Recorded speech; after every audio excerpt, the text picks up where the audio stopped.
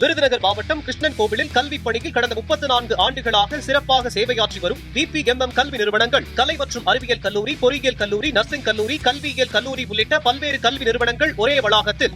ஆப்கானிஸ்தானில் சுமார் 24 லட்சம் சிறுமிகளுக்கு இடைநிலை கல்வி மறுக்கப்பட்டுள்ளதாக ஐக்கிய நாடுகள் சபையின் கல்வி, அறிவியல் மற்றும் கலாச்சார அமைப்பான யுனெஸ்கோ தெரிவித்துள்ளது. ஆப்கானிஸ்தானின் தாலிபான் ஆட்சியாளர்கள் பெண் கல்விக்கு கட்டுப்பாடுகள் விதித்திருப்பதாக கூறப்படுகிறது. இந்த நிலையில் ஆப்கானிஸ்தானின் சுமார் 24 லட்சம் சிறுமிகளுக்கு இடைநிலை கல்வி மறுக்கப்பட்டுள்ளதாக யுனெஸ்கோ தெரிவித்துள்ளது.